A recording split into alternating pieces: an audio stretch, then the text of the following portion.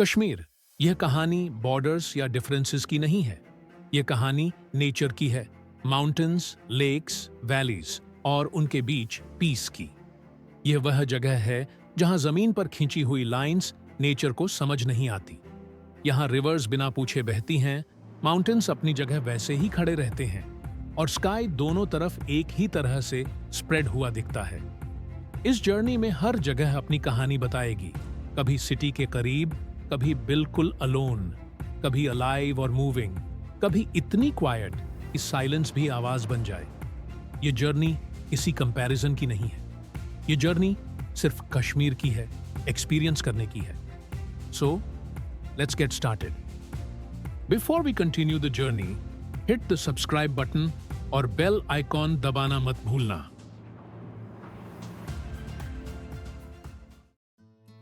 डल lake. डल lake सुबह के वक्त सिर्फ एक लेक नहीं लगती, यह एक लिविंग सीन बन जाती है, जैसे पूरी जगह धीरे धीरे जाग रही हो। जैसे ही पहली रोशनी माउंटेन्स के पीछे से निकलती है, वाटर पर सॉफ्ट रिफ्लेक्शंस बनने लगते हैं। स्काई के रंग लेक के सरफेस पर उतर आते हैं और हर रिफ्लेक्शन थोड़ा सा मूव करता रहता है। शिकाराज धीरे धीरे ग्लाइड करते हैं, बिल्कुल बिना शोर के, जैसे टाइम को डिस्टर्ब नहीं करना चाहते हो। वाटर के ऊपर उनके साथ सिर्फ हल्की सी वेव बनती है, जो फिर खुद ही क्वाइट हो जाती है। हाउस बोट्स वाटर पर ही बस जाते हैं। ये सिर्फ रहने की जगह नहीं, बल्कि लेक का हिस्सा लगते हैं। सुबह के वक्त जब डोर्स खुलते हैं, तो लगता है जैसे लाइफ सीधा वाटर से शुरू हो रही हो। यहाँ लाइफ लेक के साथ चलती है। लोगों का रूटीन, बोट्स की मूवमेंट और सुबह की रोशनी, सब कुछ एक ही फ्लो में होता है। वाटर सिर्फ सरफेस नहीं होता, वो एक मिरर होता है, जिसमें माउंटेन्स, स्काई और रोज की लाइफ सब एक साथ दिखते हैं। कभी क्लियर, कभी हल्की सी मूविंग, लेकिन हमेशा अलाइव। डल लेक में मूवमेंट है, लेकिन रश नहीं। ये जगह तेज चलने के लिए नहीं बनी। यहाँ टाइम धीरे चलता है, हर चीज को ऑब्जर्व करने का मौका देता है, बिल्कुल अपनी ही रिदम में।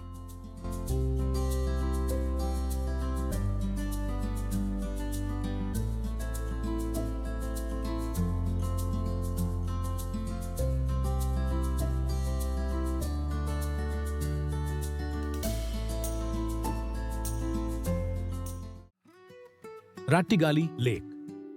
कश्मीर के दूसरे साइड पर राट्टीगाली लेक बिल्कुल अलग मूड में मिलती है, जैसे ये जगह पहले से ही खामोशी के लिए बनी हो। यहाँ कोई शहर नहीं है, कोई आवाज नहीं, न ट्रैफिक न भीड़, सिर्फ हवा की हल्की सी मूवमेंट और अपने फुटस्टेप्स की सॉफ्ट एको, जो कुछ स्टेप्स के बाद खुद ही गायब हो जाती है। लेक के आसपास ग्रीन मेडोज दूर तक फैली होती हैं। कहीं कहीं स्नो पैचेस जमीन को ठंडा सा टच देते हैं, जैसे पिछला सीजन अभी भी यहीं कहीं रुका हो। हवा यहाँ धीरे चलती है, न तेज न ड्रामेटिक, बस इतनी कि घास हल्की सी हिल जाए और साइलेंस और गहरी हो जाए। पानी बिल्कुल स्टिल होता है, इतना शांत कि मूवमेंट लगभग महसूस नहीं होती। स्काई अपनी पूरी पिक्चर इस सरफेस पर छोड़ देता है, क्लाउड्स, लाइट और माउंटेन्स के साथ। ये लेक रिफ्लेक्ट नहीं करती, ये अब्सॉर्ब करती है। हर रंग, हर शेप अपने अंदर समा लेती है। डल लेक जिंदा लगती है, राट्टीगाली लेक शांत। दोनों अलग हैं, लेकिन दोनों का पीस एक जैसा महसूस होता है।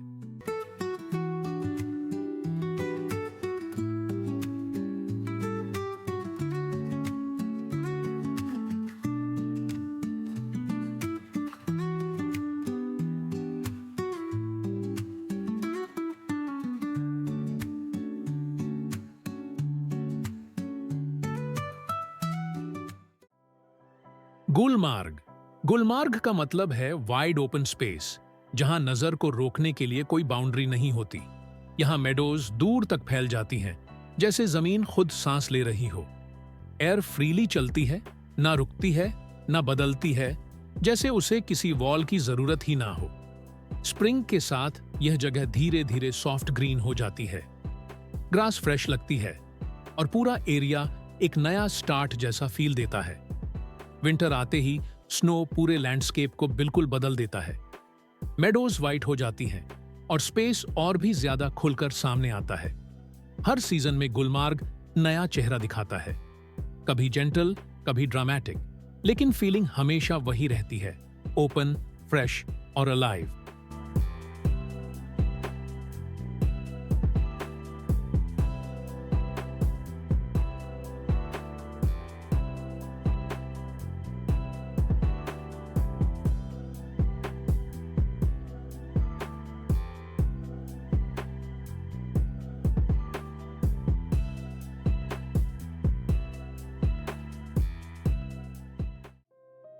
नीलम वैली। नीलम वैली सिर्फ एक जगह नहीं, यह एक जर्नी लगती है, जैसे सफर खुद लैंडस्केप का हिस्सा बन गया हो। रिवर के साथ साथ वैली धीरे धीरे चलती रहती है। पानी का फ्लो रास्ते को गाइड करता है और नजर उसके साथ आगे बढ़ती रहती है। हर मोड़ पर नया व्यू खुलता है।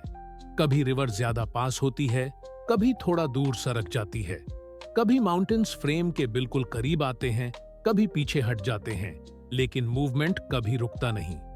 रास्ते के साथ साथ एंगल्स बदलते रहते हैं, लाइट का टच बदलता है और हर कुछ डिस्टेंस पर एक नया फ्रेम रेडी होता है। माउंटेन्स कभी पास आते हैं, कभी थोड़ा दूर चले जाते हैं, कभी शैडोज गहरे हो जाते हैं, कभी रोशनी पूरी वैली को भर देती है, लेकिन फ्लो हमेशा बना रहता है।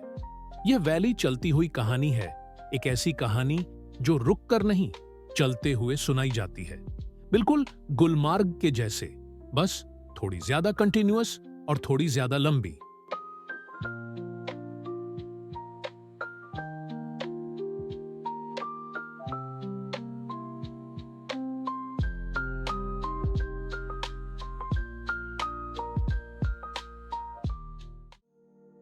पहलगाम।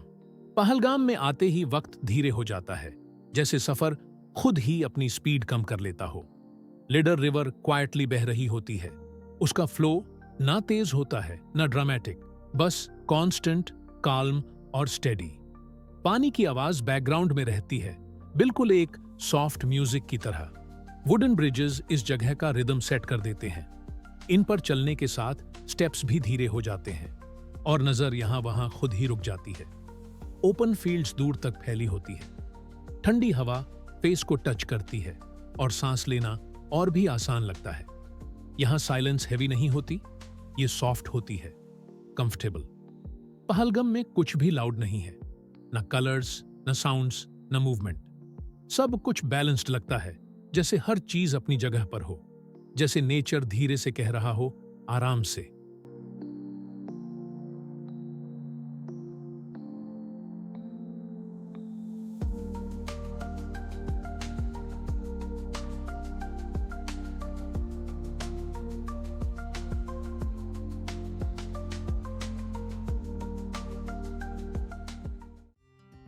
अरांग केल वन हिल टॉप साइलेंस है, जैसे यह जगह शोर से दूर रहने के लिए ऊपर बसाई गई हो। इस जगह पहुंचने के लिए थोड़ा चलना पड़ता है। रास्ते के साथ साथ आवाज धीरे धीरे कम हो जाती है और जब ऊपर पहुंचते हो तो लगता है जैसे आवाज खुद ही पीछे रह जाती है। सामने ग्रीन स्लोप्स खुल जाती हैं, हल्की हवा में ग्रास धीरे हिलती है। ऊपर क्लाउड्स कभी पास आते हैं, कभी थोड़ा दूर सरक जाते हैं, जैसे स्काई भी यहां स्लो हो गया हो। यहां खामोशी खाली नहीं लगती, यह गहरी है और पूरी जगह को एक साथ बांध लेती है। अरांग केल बोलती नहीं, यह जगह सिर्फ महसूस होती है, बिल्कुल पहलगम की तरह, लेकिन ज्यादा अनटच्ड और ज्यादा शांत।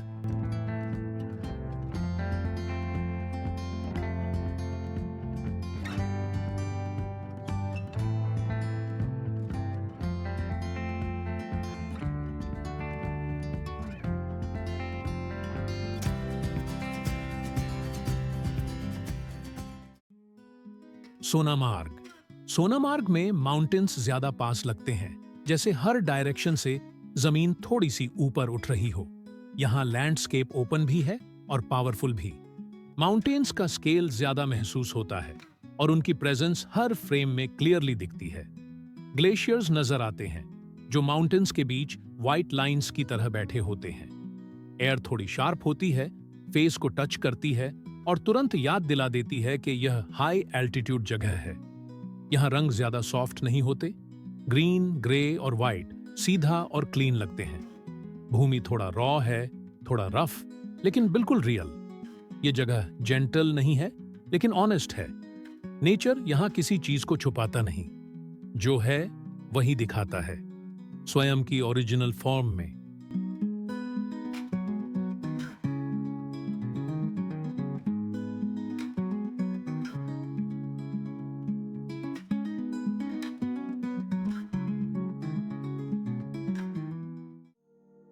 डीओएसआई प्लेन्स। डीओएसआई प्लेन्स में स्पेस और भी खुल जाता है, जैसे जमीन और स्काई के बीच कोई हद ही ना हो। यह जगह दुनिया के सेकंड लार्जेस्ट प्लेटो के रूप में जानी जाती है, जहां लैंड बिल्कुल ओपन लगती है, बिना किसी रुकावट के, बिना किसी बाउंड्री के। यहां खड़े होकर डिस्टेंस का अंदाजा लगाना मुश्किल हो जाता है। हॉराइजन दूर चला जाता है और लगता है जैसे जमीन धीरे धीरे स्काई में घुल रही हो। स्काई यहां वाइड लगता है, बिल्कुल खुला हुआ, और नजर दूर तक बिना रुके चलती जाती है। रोड्स लंबी हैं, सीधी और खामोश, जो लैंडस्केप के बीच धीरे धीरे आगे बढ़ती रहती है, जैसे किसी जल्दी में ना हो। यहां साइलेंस सिर्फ महसूस नहीं होती, सुनाई भी देती है, इतनी गहरी कि अपने फुटस्टेप्स भी क्लियर आवाज बन जाते हैं और फिर धीरे धीरे उस खामोशी में घुल जाते हैं। डीओएसआई में नेचर ड्रामेटिक नहीं है, यह अटेंशन मांगता नहीं, यह कॉन्फिडेंट है, शांत और स्टेडी, जैसे बिना कुछ कहे सिर्फ इतना कह रहा हो, मैं यही हूं।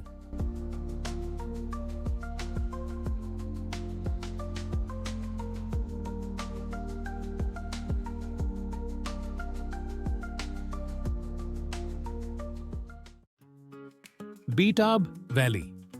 बेटाब वैली नैरो और ग्रीन है, जैसे नेचर ने यहां हर चीज को थोड़ा पास ला दिया हो, ताकि सब कुछ एक साथ महसूस हो सके। ट्रीज एक दूसरे के करीब खड़े होते हैं, उनकी ब्रांचेस ऊपर से सॉफ्ट शेड बनाती हैं। कभी कभी रोशनी लीव्स के बीच से फिल्टर होती हुई नीचे गिरती है और पूरी वैली को एक जेंटल ग्लो दे देती है। नीचे स्ट्रीम्स क्वाइटली फ्लो करती हैं, बिना शोर के, सिर्फ हल्की सी आवाज के साथ, जो साइलेंस को तोड़ती नहीं, बस साथ चलती है। पानी के साथ छोटे स्टोन्स भी स्मूथली मूव करते हैं, जैसे सब कुछ अपनी जगह पर हो। जहां भी नजर जाती है एक नेचुरल बैलेंस दिखता है। ग्रीन का टेक्सचर, पानी की मूवमेंट और लाइट का सॉफ्ट टच, सब कुछ केयरफुली प्लेस्ड लगता है, लेकिन बिना किसी प्लानिंग के। यहां हर एंगल एक परफेक्ट फ्रेम जैसा लगता है, बिना ज्यादा एफर्ट के, बिना किसी सेटअप के, सिर्फ नेचर के फ्लो के साथ। यह जगह सिनेमैटिक इसलिए नहीं क्योंकि कैमरा अच्छा है, बल्कि इसलिए क्योंकि नेचर खुद परफेक्ट कंपोजिशन में काम कर रही होती है।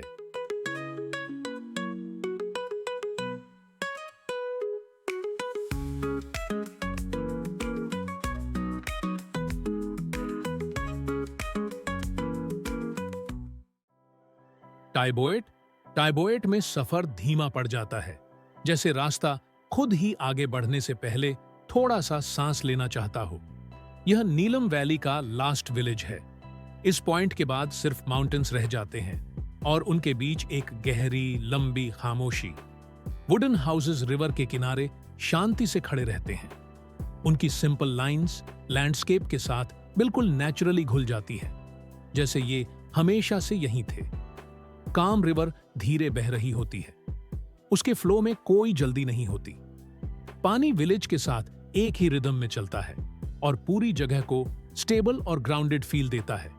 माउंटेन्स यहां सिर्फ बैकग्राउंड नहीं बनते, वो क्वाइटली देखते रहते हैं हर मूवमेंट को, हर चेंज को, बिना कुछ कहे, बस अपनी प्रेजेंस फील करवाते हैं। तौबाट में कोई हरी नहीं है, यहां वक्त को धक्का देने की जरूरत नहीं पड़ती। जिंदगी अपनी स्पीड से चलती है, स्मूथ और सेटल्ड, बिल्कुल बेटाब वैली की तरह, सॉफ्ट, शांत और perfectly balanced.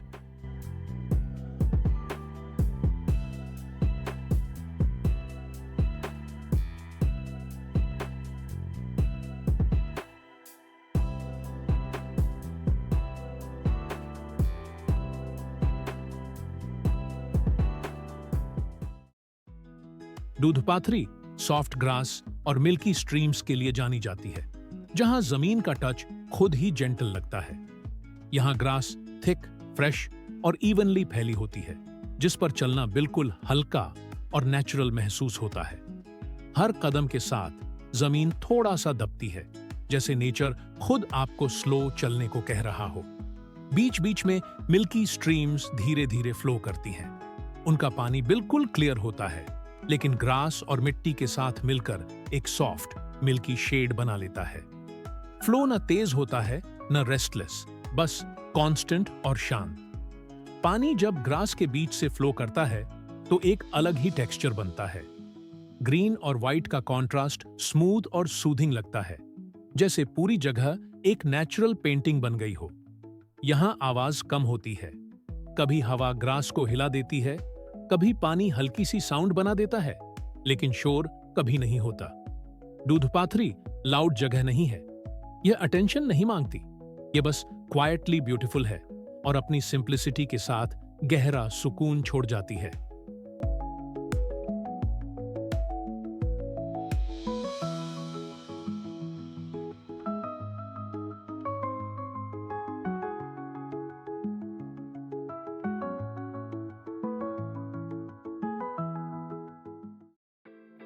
Sharda.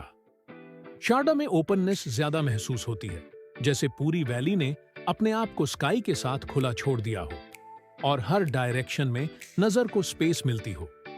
River calmly बह रही होती है, बिना तेज फ्लो के, बिना किसी इंटरप्टेशन के। उसका पानी हल्की सी आवाज के साथ पूरी जगह को सूट करता है और लैंडस्केप के हर एलिमेंट को एक जेंटल रिदम में बांध देता है। सनलाइट पानी पर सॉफ्टली गिरती है और हल्की शिमर क्रिएट करती है, जो मूवमेंट को और भी पीसफुल बनाती है।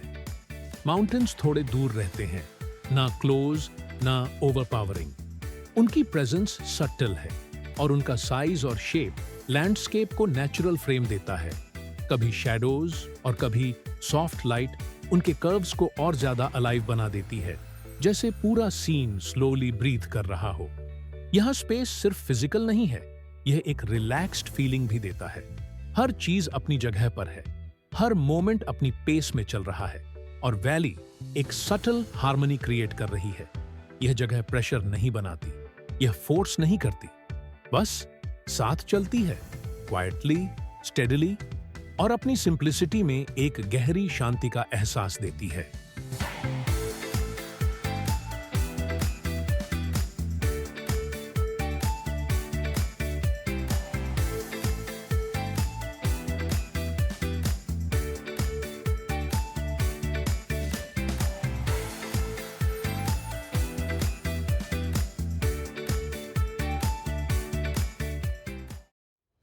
स्पीटी वैली। स्पीटी वैली एक जगह नहीं लगती, यह एक अलग दुनिया जैसी फील होती है। यहां पहुंचते ही लैंडस्केप बदल जाता है, ग्रीन कम हो जाता है और माउंटेन्स अपनी रॉ फॉर्म में सामने आते हैं। ड्राई हिल्स, शार्प एजेस और वाइड एम्प्टी स्पेसेस इस जगह को बिल्कुल अलग बना देते हैं। स्पीटी में साइलेंस लाउड होती है, हवा ठंडी है लेकिन फ्रेश है। रोड्स लंबी और लोनली हैं, जैसे हर टर्न आपसे कह रहा हो स्लो डाउन। यहाँ विलेजेस छोटे हैं लेकिन strong, white houses, prayer flags हवा में हिलते हुए और मॉनेस्ट्रीज जो माउंटेन्स के साथ सालों से खड़ी हैं। स्पीटी ड्रामेटिक नहीं है, यह ऑनेस्ट है। नेचर यहाँ डेकोरेट नहीं करता, सिर्फ प्रेजेंट होता है। रात को स्काई और भी वाइड लगता है, स्टार्स क्लियरली दिखते हैं, जैसे पूरा यूनिवर्स यहीं उतर आया हो। स्पीटी वैली एक रिमाइंडर है कि ब्यूटी हमेशा सॉफ्ट नहीं होती, कभी कभी वह खामोश, रॉ और पावरफुल होती है।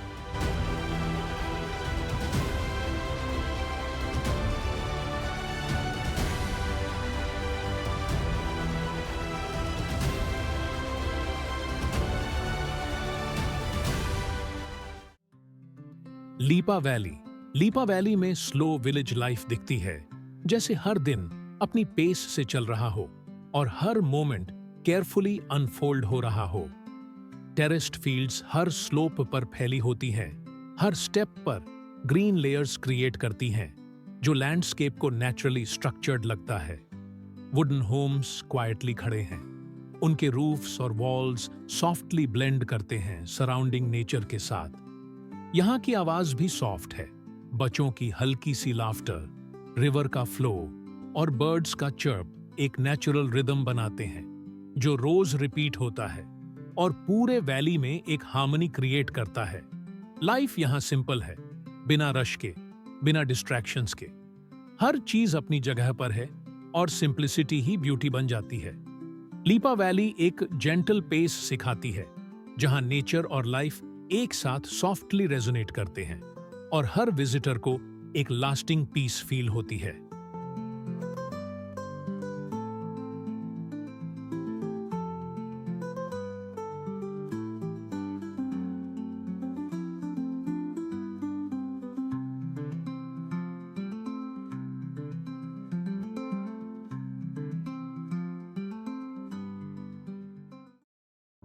टूलियन लेक। टूलियन लेक तक पहुंचना आसान नहीं है।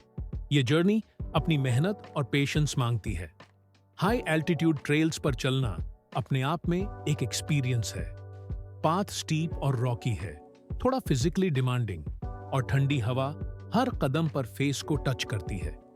कभी-कभी फॉग या क्लाउड्स ट्रेल को और मिस्टीरियस बना देते हैं और सराउंडिंग्स में साइलेंस को गहरा कर देते हैं। लेकिन ऊपर पहुंचकर जो व्यू मिलता है वो सब कुछ वर्थ लगता है। एक डीप ब्लू लेक सामने खड़ी है, ग्लेशियर्स के बीच में, बिल्कुल स्टिल, जैसे पूरा लैंडस्केप अपनी सांस रोक के आपको वेलकम कर रहा हो। वाटर की क्लैरिटी और ग्लेशियर्स का वाइट कॉन्ट्रास्ट लेक को और भी स्टनिंग बना देता है। यहाँ हर फ्रेम एक पेंटिंग जैसा लगता है और हर मोमेंट को कैप्चर करना बस नेचर का गिफ्ट लगता है। ये जगह एफर्ट मांगती है और शायद इसीलिए ये और भी ज्यादा स्पेशल लगती है। हर कदम, हर ब्रेथ और हर नजर आपको रिमाइंड करते हैं कि असली ब्यूटी कभी इजी नहीं होती। वो फील करने के लिए पानी की तरह स्लोली फ्लो करनी पड़ती है।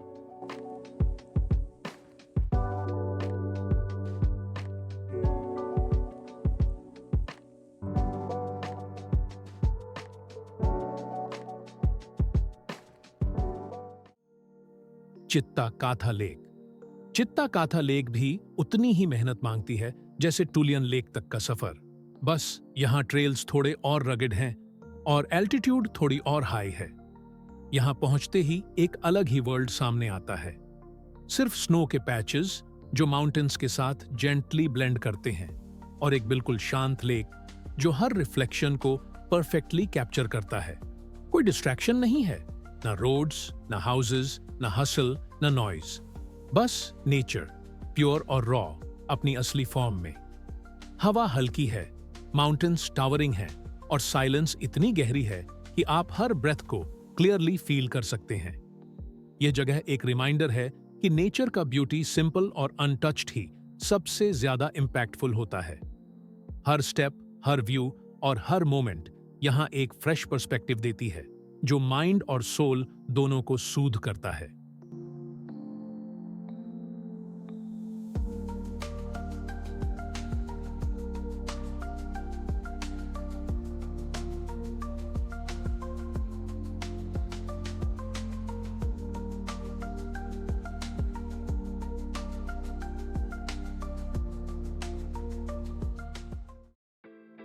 बैशो वैली। बैशो वैली रॉ और ओपन है, जैसे यह जगह पूरी तरह नेचर के हाथ में छोड़ दी गई हो। रिवर्स काल्मली फ्लो करती हैं, रॉक्स स्कैटर्ड हैं और वाइड लैंड होराइजन तक फैली हुई है। कोई ह्यूमन इंटरवेंशन नहीं, कोई डेकोरेशन नहीं, बस नेचर अपनी असली फॉर्म में है। यहाँ सिंप्लिसिटी डोमिनेट करती है। हर चीज नेचुरल है, हर शेप और टेक्सचर अपनी जगह पर परफेक्टली फिट है। शायद इसी सिंप्लिसिटी में बाशो वैली की असली खूबसूरती छुपी है, जो हर विजिटर को क्वाइटली इंप्रेस करती है। साइलेंस यहाँ डीप और स्टेडी है और लैंडस्केप एक सॉफ्ट रॉ एनर्जी के साथ रेजोनेट करता है। हर स्टेप, हर व्यू एक रिमाइंडर है कि असली ब्यूटी एफर्टलेस और अनटच्ड होती है।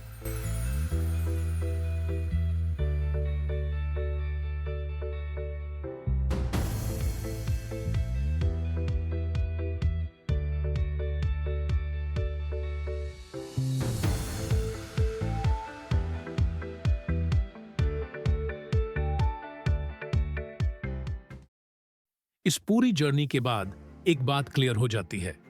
माउंटेन्स दोनों तरफ एक जैसे ही हैं।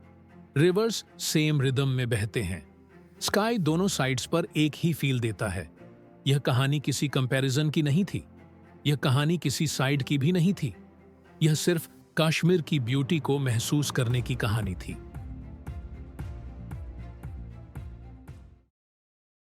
थोड़ा सपोर्ट देना है, बस लाइक बटन दबाना मत भूलना।